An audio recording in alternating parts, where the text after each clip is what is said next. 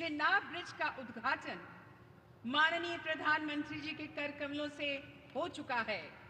Chenab bridge एवं अंजी bridge भारतीय इंजीनियरिंग के कौशल, सामर्थ्य और नए भारत की ताकत का प्रतिबिंब है। अब हम आग्रह करते हैं जन जन के प्रिय नेता, सच्चे कर्मयोगी माननीय प्रधानमंत्री श्री नरेंद्र मोदी जी से कि वो इस ऐतिहासिक अवसर पर स्मारक सिक्के का अनावरण करें तथा इस दिन को जम्मू और कश्मीर के इतिहास में स्वर्णिम अध्याय के रूप में अंकित करें। माननीय प्रधानमंत्री श्री नरेंद्र मोदी जी।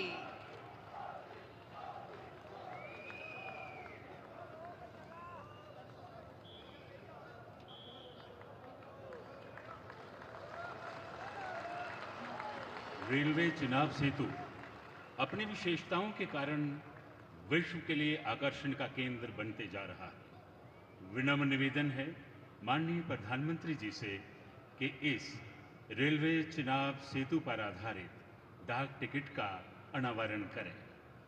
माननीय प्रधानमंत्री जी डाक टिकट का अनावरण करने जा रहे हैं। आपकी जोरदार तालियों के बीच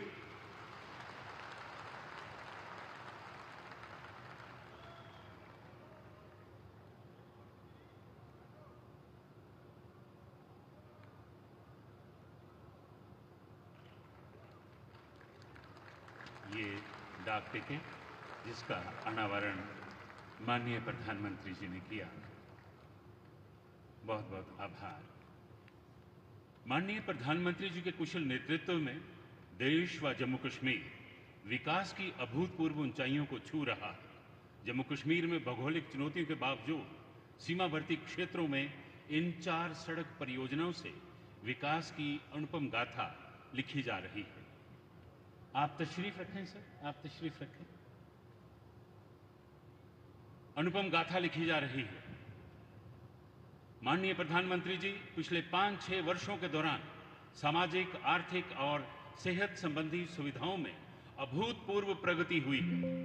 इस कड़ी में आज माननीय प्रधानमंत्री जी रफियाबाद कुपवाड़ा रोड, शोपियां बाईपास और Shri Mata Vaishno Devi institute of medical excellence Katra का अपने कर कमलों से शिलान्यास करेंगे। इन परियोजनाओं के अतिरिक्त संग्रामा और बेमिना फ्लाईओवर का उद्घाटन भी माननीय प्रधानमंत्री जी करेंगे। इन्हीं परियोजनाओं पर आधारित प्रस्तुत है यह लघु film. Kupwara road, 2 lane Shopian bypass, Shri Mata Vaishno Devi institute of medical excellence Katra, 4 lane flyover Sangrama Chowk, flyover Bemina junction, Udhampur Srinagar Baramulla rail link, इन परियोजनाओं की शिलान्यास व उद्घाटन पट्टिकाओं का रिमोट द्वारा अनावरण करें। माननीय प्रधानमंत्री जी।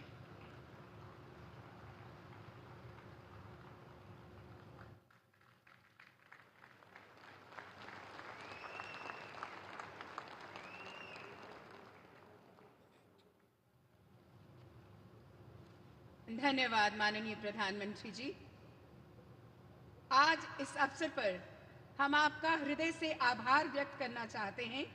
ये केवल आपका और हमारी सशस्त्र सेना के शौर्य और पराक्रम का नतीजा है कि हमारे देश पर उठने वाली हर बुरी नजर को ऑपरेशन सिंदूर द्वारा मुंह तोड़ जवाब दिया गया, जिससे दुश्मन को घुटनों पर ला दिया। माननीय प्रधानमंत्री जी, पूरा देश और विशेषकर जम्मू कश्मीर के लोग तहे दिल से आपके कृतज्ञ हैं। माननीय प्रधानमंत्री जी,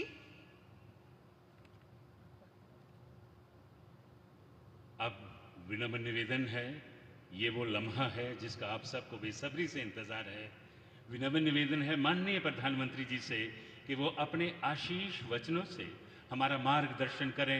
आपकी जोरदार तालियों के बीच हमारे माननीय सर्वप्रिय नेता माननीय प्रधानमंत्री नरेंद्र मोदी जी।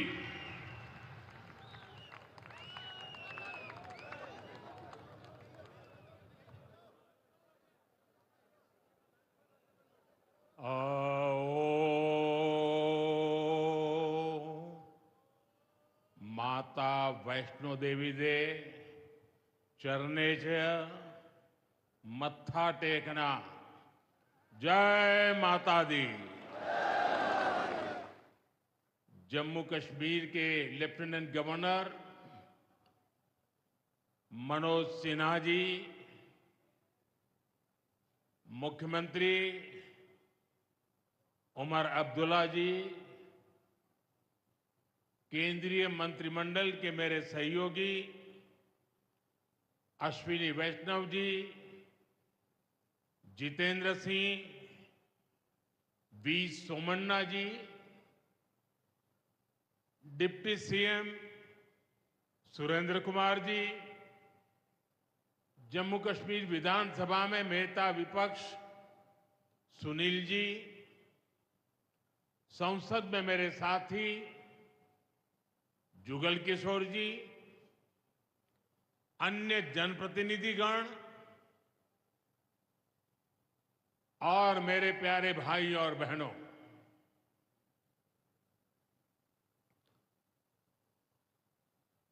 वीर जोरावर सिंह जी की ये भूमि है। मैं इस धरती को प्रणाम करता हूं। साथियों, आज का ये कार्यक्रम भारत की एकता और भारत की इच्छा शक्ति का विराट उत्सव है।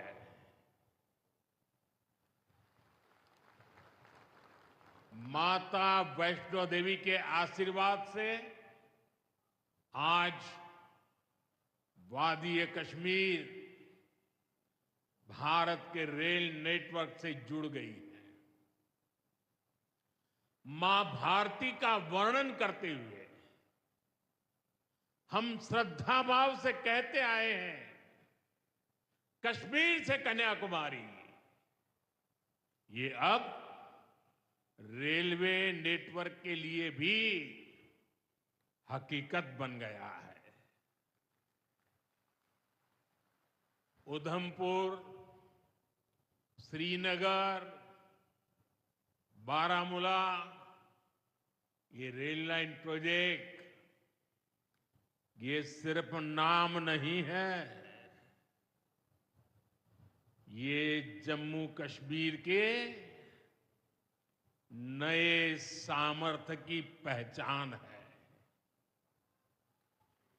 भारत के नए सामर्थ्य का जयघोष है। थोड़ी देर पहले मुझे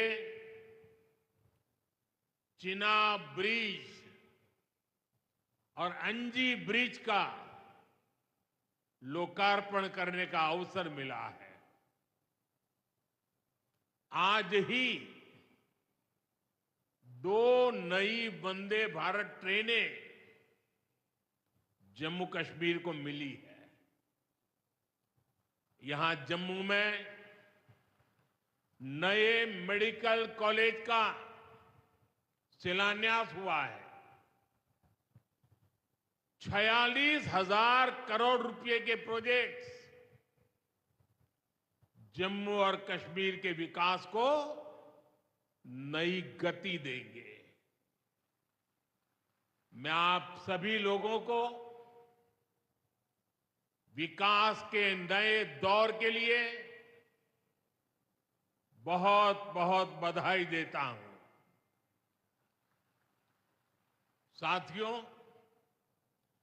जम्मू कश्मीर की अनेक पीढ़ियां रेल कनेक्टिविटी का सपना देखते देखते गुजर गई। मैं कल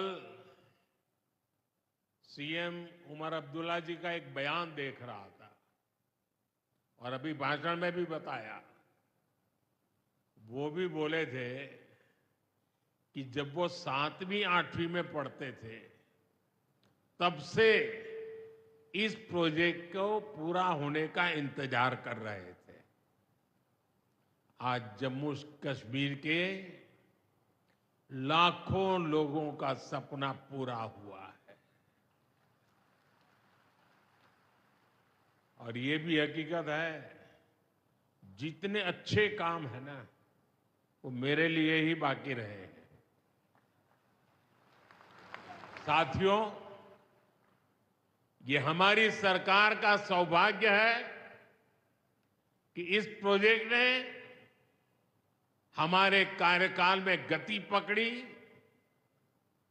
और हमने इसे पूरा करके दिखाया।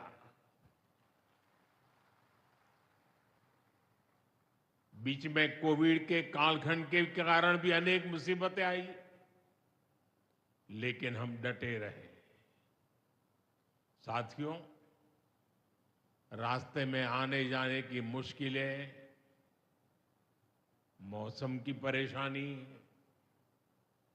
लगातार पहाड़ों से गिरते पत्थर, ये प्रोजेक्ट पूरा करना मुश्किल था, चुनौतीपूर्ण था।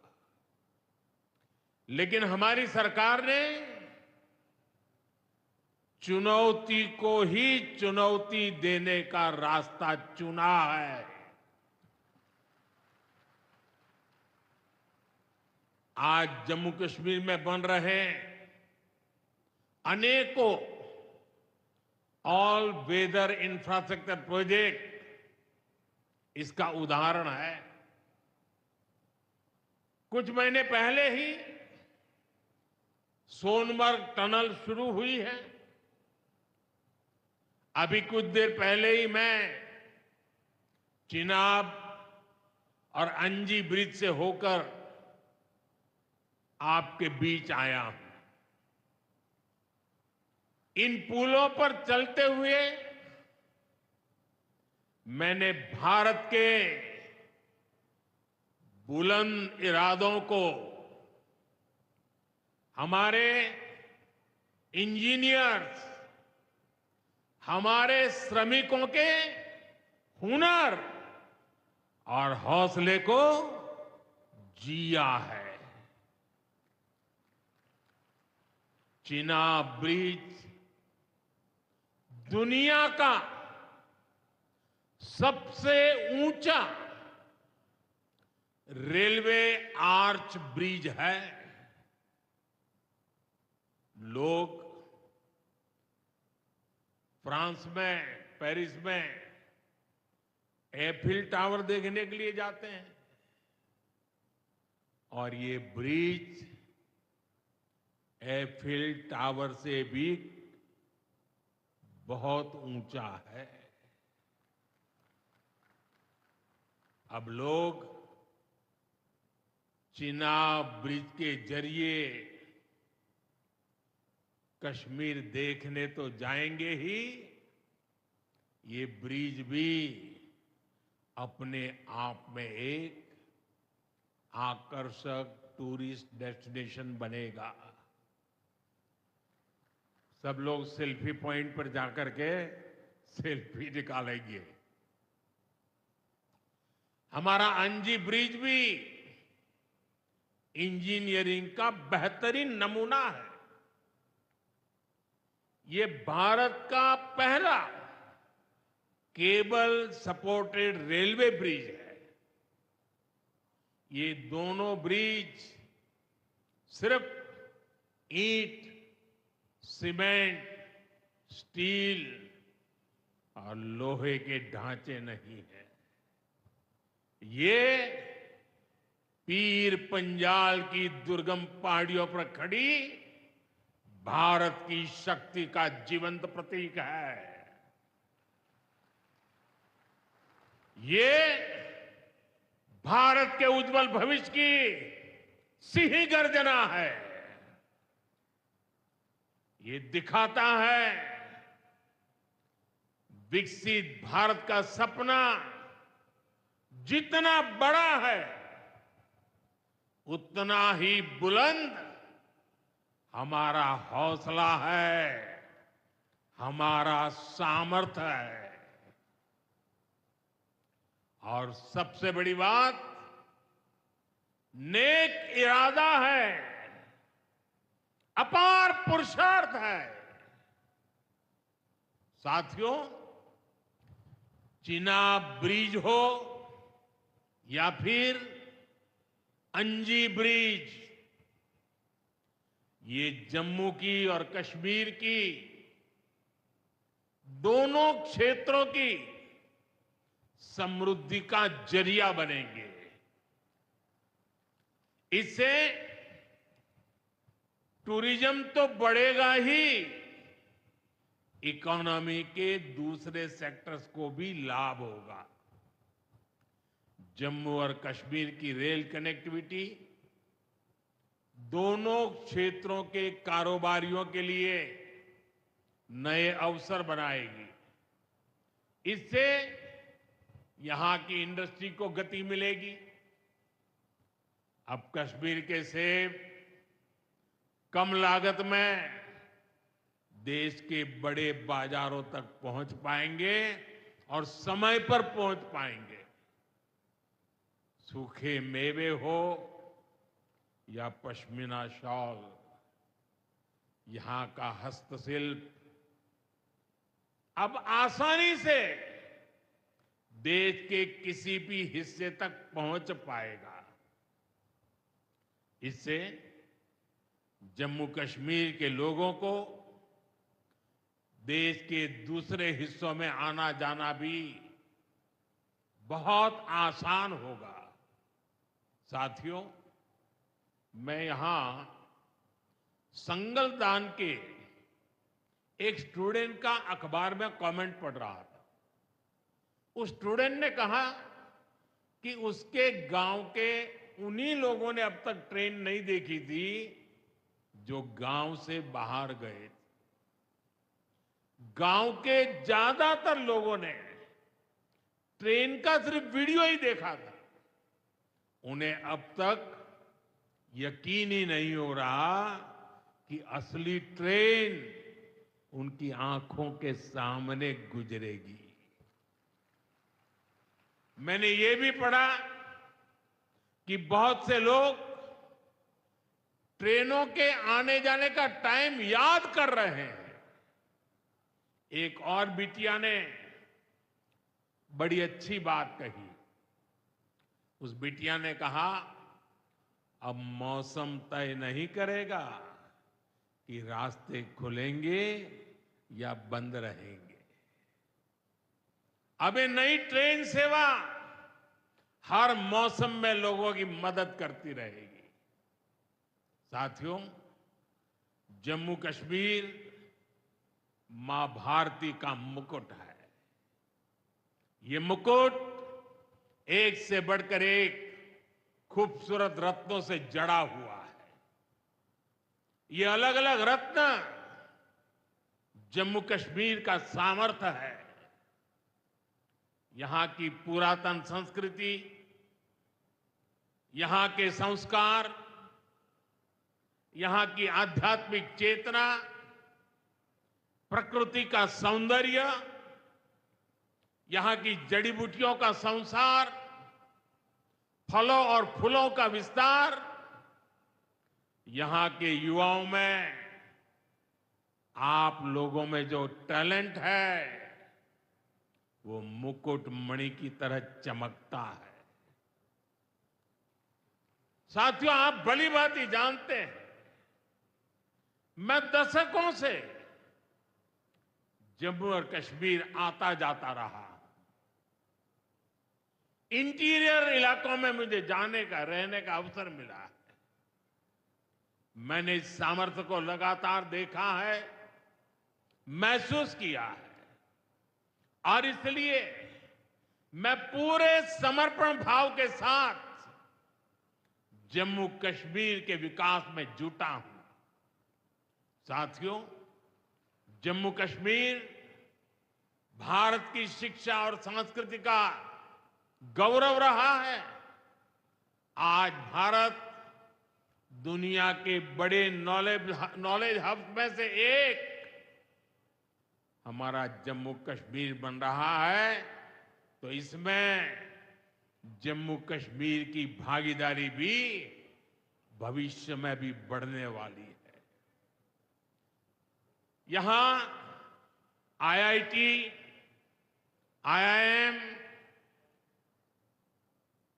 एम्स और नीट जैसे संस्थान है। जम्मू और श्रीनगर में सेंट्रल यूनिवर्सिटीज हैं। जम्मू और कश्मीर में रिसर्च इकोसिस्टम का भी विस्तार हो रहा है। साथियों, यहां पढ़ाई के साथ साथ दवाई के लिए भी अभूतपूर्व काम हो रहा है। बीते कुछ सालों में ही 2 स्टेट लेवल के कैंसर संस्थान बने हैं। पिछले 5 वर्षों में यहां 7 नए मेडिकल कॉलेज शुरू किए गए हैं। आप भी जानते हैं, जब मेडिकल कॉलेज खुलता है तो उससे मरीजों के साथ ही उस क्षेत्र के युवाओं को भी सबसे ज्यादा फायदा मिलता है। जम्मू कश्मीर में अब एमबीबीएस की सीटों की संख्या 500 से बढ़कर 1300 तक पहुंच गई है। मुझे खुशी है कि अब रियासी जिले को भी नया मेडिकल कॉलेज मिलने जा रहा है। Shri Mata Vaishno Devi institute of medical excellence, ये आधुनिक अस्पताल तो है, ये दान पुण्य करने की हमारी जो संस्कृति है उसका भी उदाहरण है। इस मेडिकल कॉलेज को बनाने में जो राशि लगी है उसके लिए भारत के कोने कोने से माता वैष्णो देवी के चरणों में आने वाले लोगों ने दान दिया हुआ है। मैं श्री माता वैष्णो देवी श्राइन बोर्ड को, उनके अध्यक्ष मनोज जी को इस पवित्र कार्य के लिए बहुत बहुत शुभकामनाएं देता हूं। इस अस्पताल की क्षमता भी 300 बेड से बढ़कर 500 बेड की जा रही है। कटरा में माता वैष्णो देवी के दर्शन करने आने वाले लोगों को भी इससे बहुत सहूलियत रहने वाली है। साथियों, केंद्र में भाजपा एनडीए की सरकार को अब 11 साल हो रहे हैं। ये 11 साल गरीब कल्याण के नाम समर्पित रहे हैं। प्रधानमंत्री आवास योजना से 4 करोड़ गरीबों का पक्के घर का सपना पूरा हुआ है। उज्ज्वला योजना से 10 करोड़ रसोइयों, उसमें धुएं का अंत हुआ है। हमारी बहनों को, बेटियों को उनकी सेहत की रक्षा हुई है। आयुष्मान भारत योजना से 50 करोड़ गरीबों को 5 लाख रुपए तक का मुफ्त इलाज मिला है। प्रधानमंत्री गरीब कल्याण अन्न योजना से हर थाली में भरपेट अनाज सुनिश्चित हुआ है। जनधन योजना से पहली बार 50 करोड़ से ज्यादा गरीबों के लिए बैंक का दरवाजा खुला है। सौभाग्य योजना से अंधेरे में जी रहे 2.5 करोड़ परिवारों में बिजली की रोशनी पहुंची है। स्वच्छ भारत मिशन के तहत बने 12 करोड़ शौचालयों ने खुले में शौच की मजबूरी से मुक्ति दिलाई है। जल जीवन मिशन से 12 करोड़ नए घरों में नल से जल पहुंचने लगा है। महिलाओं का जीवन आसान हुआ है। पीएम किसान सम्मान निधि से 10 करोड़ छोटे किसानों को सीधी आर्थिक सहायता मिली है। साथियों, सरकार के ऐसे अनेक प्रयासों से पिछले 11 साल में 25 करोड़ से ज्यादा गरीबी को हमारे ही गरीब भाई बहनों ने गरीबी के खिलाफ जंग लड़ा और 25 करोड़ गरीब गरीबी को परास्त कर करके विजयी होकर के गरीबी से बाहर निकले हैं। अब वो नए मध्यम वर्ग का हिस्सा बने हैं। जो लोग अपने आप को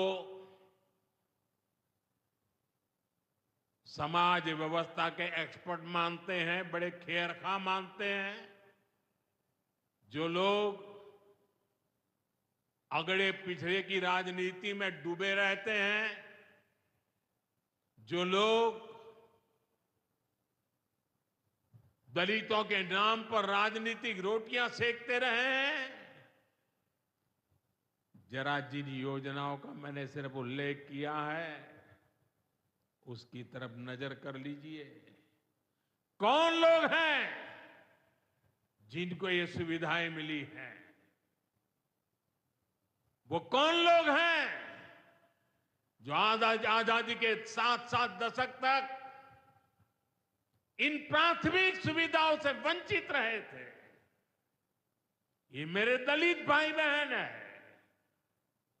ये मेरे आदिवासी भाई बहन है, ये मेरे पिछड़े भाई बहन है, ये पहाड़ों पर गुजारा करने वाले, ये जंगलों में बसने वाले, झुग्गी झोपड़ी में जिंदगी पूरी करने वाले, ये वो परिवार है जिनके लिए मोदी ने अपने 11 साल खपा दिए हैं।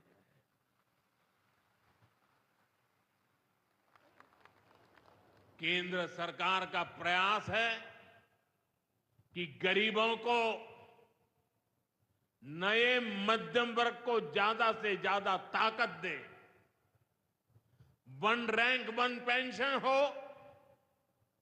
12 लाख रुपए तक की सैलरी को टैक्स फ्री करना हो, घर खरीदने के लिए आर्थिक सहायता देना हो, सस्ती हवाई यात्रा के लिए मदद देनी हो, हर तरह से सरकार गरीब और मध्यम वर्ग के साथ कंधे से कंधा मिलाकर चल रही है।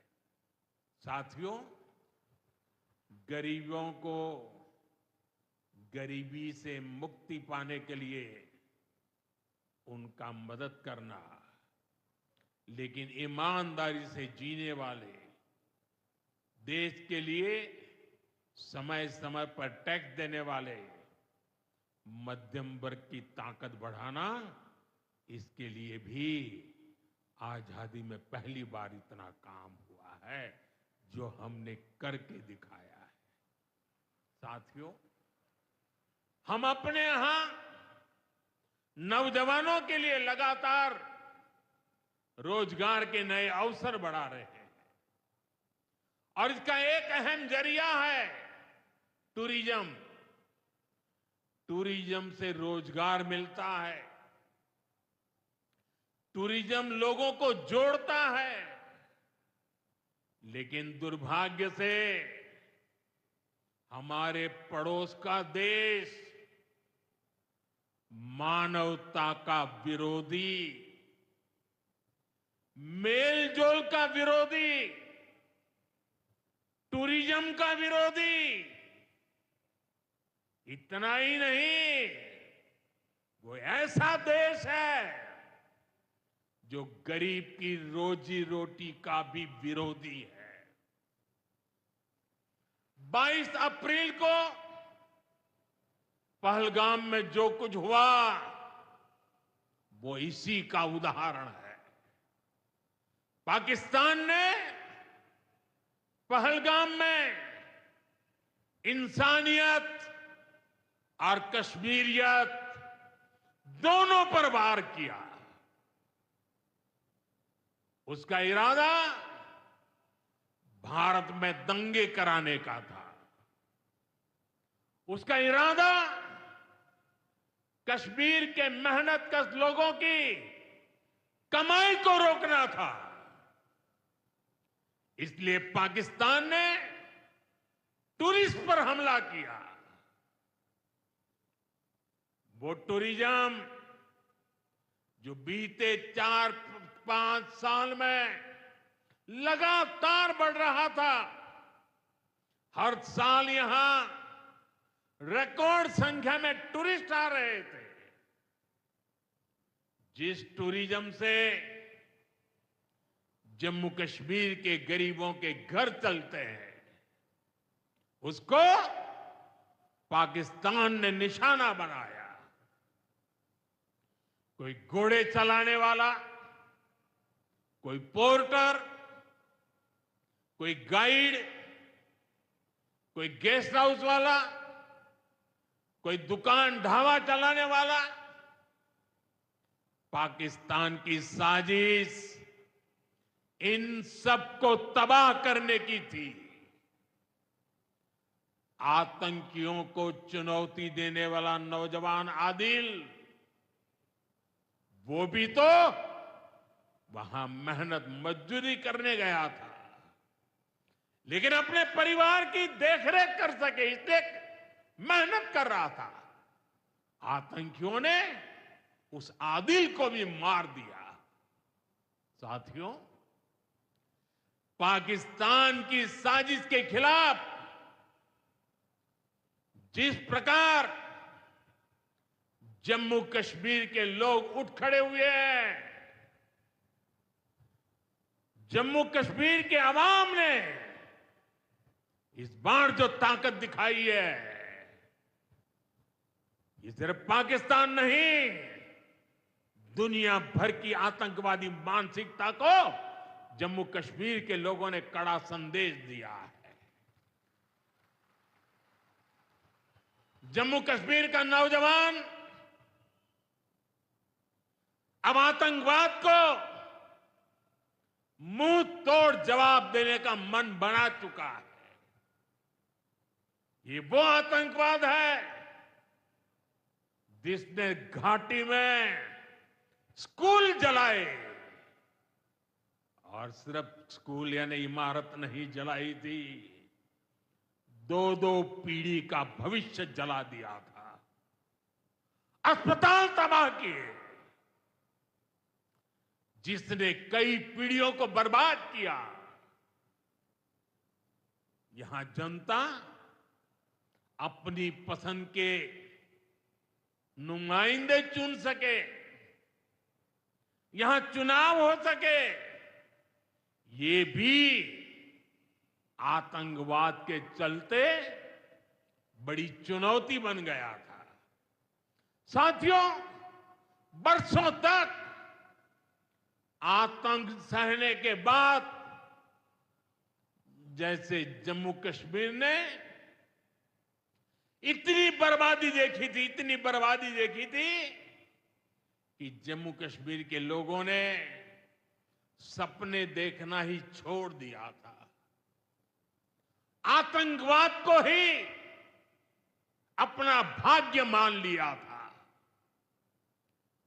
जम्मू कश्मीर को इस स्थिति से निकालना जरूरी था, और हमने ये करके दिखाया है। आज जम्मू कश्मीर का नौजवान नए सपने भी देख रहा है और उन्हें पूरे भी कर रहा है। अब कश्मीर का नौजवान बाजारों को, शॉपिंग मॉल्स को, सिनेमा हॉल को गुलजार देख करके खुश है। यहां के लोग जम्मू कश्मीर को फिर से फिल्मों की शूटिंग का प्रमुख केंद्र बनते देखना चाहते हैं। इस क्षेत्र को स्पोर्ट्स का हब बनते देखना चाहते हैं। यही भाव हमने अभी माता खीर भवानी के मेले में भी देखा है। जिस तरह हजारों लोग माता के दर पर पहुंचे, वो नए जम्मू कश्मीर की तस्वीर दिखाता है। अब 3 तारीख से अमरनाथ यात्रा भी शुरू होने वाली है। ईद की उमंग भी हम चारों तरफ देख रहे हैं। विकास का जो वातावरण जम्मू कश्मीर में बना था, वो पहलगाम के हमले से डिगने वाला नहीं है। जम्मू कश्मीर के आप सभी लोगों को और आप सबसे नरेंद्र मोदी का वायदा है। मैं यहां विकास को रुकने नहीं दूंगा। यहां के नौजवानों को सपने पूरा करने से कोई भी बाधा अगर रुकावट बनती है, तो उस बाधा को पहले मोदी का सामना करना पड़ेगा। साथियों, आज 6 जून है।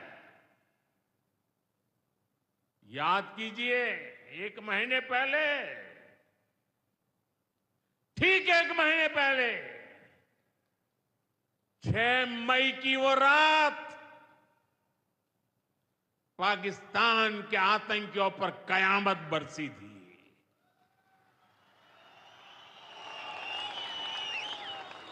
अब पाकिस्तान कभी भी ऑपरेशन सिंदूर का नाम सुनेगा तो उसे अपनी शर्मनाक शिकस्त याद आएगी।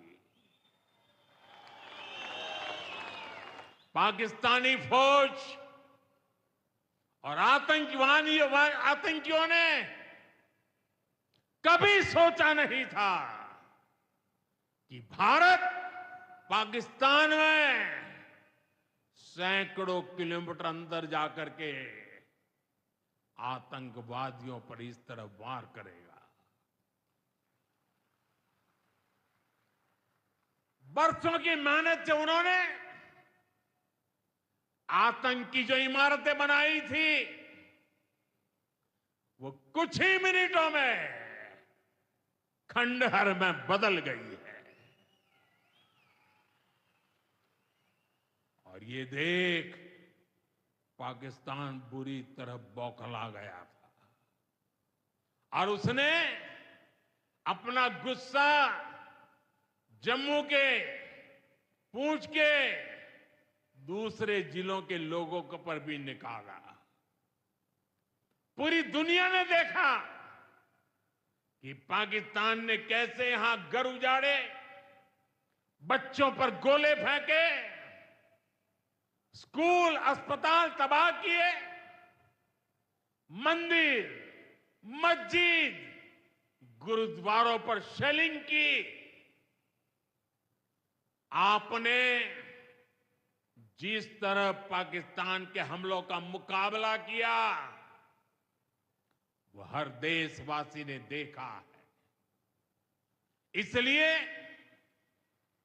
अपने परिवारजनों ने उनके साथ हर देशवासी पूरी शक्ति से खड़ा है। साथियों, जिन लोगों की क्रॉस बॉर्डर फायरिंग में मृत्यु हुई है, उनके परिवार के सदस्य को कुछ दिन पहले ही नियुक्ति पत्र सौंपे गए हैं। शेलिंग से प्रभावित 2000 से ज्यादा परिवारों की तकलीफ भी हमारी अपनी तकलीफ है। इन परिवारों को शेलिंग के बाद अपने घर की मरम्मत के लिए आर्थिक मदद दी गई थी। अब केंद्र सरकार ने ये तय किया है कि इस मदद को और बढ़ाया जाए। आज के इस कार्यक्रम में मैं इसकी भी जानकारी आपको देना चाहता हूं। साथियों, जिन घरों में बहुत ज्यादा नुकसान हुआ है उन्हें अब 2 लाख रुपए और जो घर आंशिक रूप से क्षतिग्रस्त हुए उन्हें 1 लाख रुपए की सहायता अलग से दी जाएगी, अतिरिक्त दी जाएगी। यानी अब उन्हें पहली बार की मदद के बाद ये एक्स्ट्रा धनराशि मिलेगी। साथियों, हमारी सरकार बॉर्डर किनारे बसे लोगों को देश का प्रथम प्रहरी मानती है। बीते दशक में सरकार ने बॉर्डर के जिलों में विकास और सुरक्षा के लिए अभूतपूर्व काम किया है। इस दौरान करीब 10,000 नए बंकर्स बनाए गए हैं। इन बंकरों ने ऑपरेशन सिंदूर के बाद बने हालात में लोगों का जीवन बचाने में बड़ी मदद की है। मुझे बताते हुए खुशी है कि जम्मू और कश्मीर डिवीजन के लिए 2 बॉर्डर बटालियन बनाई गई है। 2 वुमेन बटालियन बनाने का भी काम पूरा कर लिया गया है। साथियों, हमारा जो इंटरनेशनल बॉर्डर है उसके पास जो बहुत दुर्गम इलाके हैं वहां भी सैकड़ों करोड़ रुपया खर्च करके नया इंफ्रा बनाया जा रहा है। कठुआ से जम्मू हाईवे को 6 लेन का एक्सप्रेसवे बनाया जा रहा है। अखनूर से पुंछ हाईवे का भी चौड़ीकरण किया जा रहा है। वाइब्रेंट विलेज प्रोग्राम के तहत भी बॉर्डर के गांवों में विकास के काम को और गति दी जा रही है। जम्मू कश्मीर के 400 ऐसे गांव जहां ऑल वेदर कनेक्टिविटी नहीं थी, उन्हें 1800 किलोमीटर की नई सड़कें बिछाकर जोड़ा जा रहा है। इस पर भी सरकार 4,200 करोड़ रुपए से ज्यादा खर्च करने जा रही है। साथियों, आज मैं जम्मू कश्मीर के आप लोगों से, खासकर यहां के नौजवानों से एक विशेष आग्रह भी करने आया हूं और जम्मू कश्मीर की धरती से मैं देश को भी आग्रह करना चाहता हूं। आपने देखा है कि कैसे ऑपरेशन सिंदूर ने आत्मनिर्भर भारत की ताकत दिखाई है। आज दुनिया भारत के डिफेंस इकोसिस्टम की चर्चा कर रही है और इसके पीछे एक ही कारण है, हमारी सेनाओं का मेक इन इंडिया पर भरोसा। सेनाओं ने जो कर दिखाया, अब वही हर भारतवासी को दोहराना है। इस साल के बजट में हमने मिशन मैन्युफैक्चरिंग की घोषणा की है। इस मिशन के तहत सरकार मैन्युफैक्चरिंग को नई उड़ान देने का काम कर रही है। मैं जम्मू कश्मीर के युवाओं से कहूंगा, आइए इस मिशन का हिस्सा बनिए। देश को आपकी आधुनिक सोच चाहिए, देश को आपके इनोवेशन की जरूरत है। आपके आइडिया, आपकी स्किल भारत की सुरक्षा को, भारत की अर्थव्यवस्था को नई ऊंचाई देंगे। पिछले 10 वर्षों में भारत एक बड़ा डिफेंस एक्सपोर्टर बना है। अब हमारा लक्ष्य है दुनिया के टॉप डिफेंस एक्सपोर्टर्स में भारत का नाम भी शामिल हो। इस लक्ष्य की ओर हम जितना तेजी से बढ़ेंगे, उतनी ही तेजी से भारत में रोजगार के लाखों नए अवसर पैदा होंगे। साथियों, हमें एक और संकल्प लेना है। जो सामान भारत में बना हो, जिसमें हमारे देशवासियों का पसीना लगा हो, हम सबसे पहले उसे ही खरीदें। और यही राष्ट्रभक्ति है, यही राष्ट्र की सेवा है। सीमा पर हमें हमारी सेनाओं का मान बढ़ाना है और बाजार में हमें मेड इन इंडिया का गौरव बढ़ाना है। साथियों, एक सुनहरा और उज्जवल भविष्य जम्मू कश्मीर का इंतजार कर रहा है। केंद्र सरकार और यहां की सरकार मिलकर विकास के कार्यों में जुटे हैं, एक दूसरे को सहयोग कर रहे हैं। शांति और खुशहाली के जिस रास्ते पर हम आगे बढ़ रहे हैं, हमें उसे लगातार मजबूत करना है। मां वैष्णो देवी के आशीर्वाद से विकसित भारत, विकसित जम्मू कश्मीर का ये संकल्प सिद्धि तक पहुंचे, इसी कामना के साथ आप सभी को फिर से ये ढेर सारे विकास के प्रोजेक्ट के लिए और एक से बढ़कर एक शानदार प्रोजेक्ट के लिए मैं बहुत बहुत बधाई देता हूं।